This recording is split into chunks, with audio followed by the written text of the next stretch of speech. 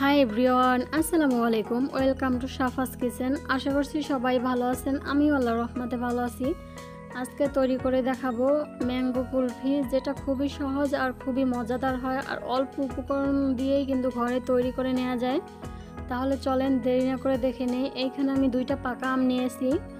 আপনারা চাইলে এরও বেশি নিতে পারেন কিংবা একটা দিয়েও করতে পারেন। তারপর একটা নাইফের সাহায্যে আমি আমটা থেকে বিচিটাকে আলাদা করব।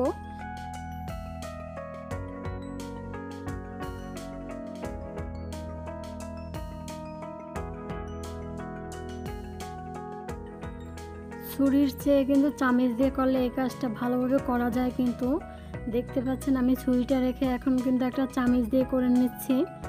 আমটা থেকে বিচিটাকে আলাদা করতে পারছি, দেখতে পাচ্ছেন। সাইড করে এখন খোসাটাকে আমি রেখে দিব। এখন যেটা মেইন উপকরণ সেটা তৈরি করে নেব। এখানে দিয়ে দিলাম 1 কাপ লিকুইড দুধ জাল করা, তারপরে দিয়ে দিলাম আপনার 1/3 কাপ কনডেন্স মিল্ক, 1/4 কাপ দিয়ে দিলাম গুঁড়া দুধ, আর ম্যাঙ্গো পালটা দিয়ে দিলাম। দিয়ে ভালো করে এখন ব্লেন্ডার জাগে করে ব্লেন্ড করে নিব। খুব সুন্দর করে ব্লেন্ড করা হয়ে গেছে, দেখতে পাচ্ছেন।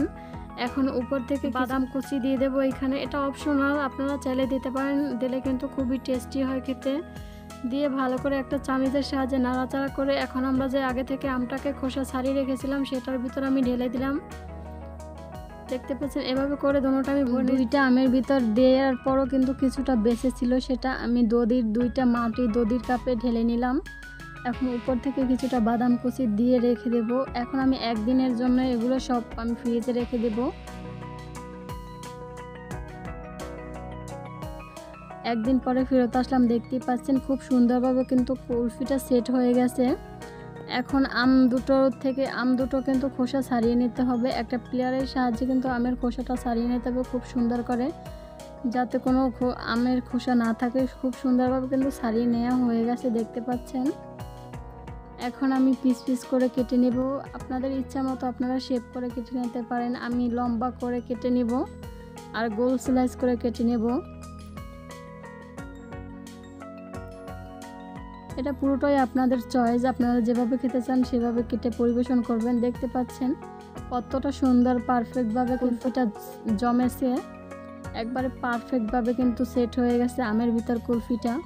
আর খেতে কিন্তু অনেক মজার হয়েছে। সিরিয়াসলি আপনারা অবশ্যই একবার এভাবে তৈরি করে খাবেন, তাহলে বুঝতে পারবেন যে কতটা টেস্টি হয় এই আমের কুলফি। আমি তো খেয়ে খুবই অবাক যে কিভাবে এত টেস্টি হয় এই আমের কুলফিটা। অবশ্যই বাচ্চারাও খুব পছন্দ করবে। আশা করছি রেসিপিটা আপনাদের ভালো লাগবে। যদি ভালো লাগে তাহলে অবশ্যই চ্যানেলটাকে সাবস্ক্রাইব করার অনুরোধ রইল, আর লাইক কমেন্ট শেয়ার করবেন।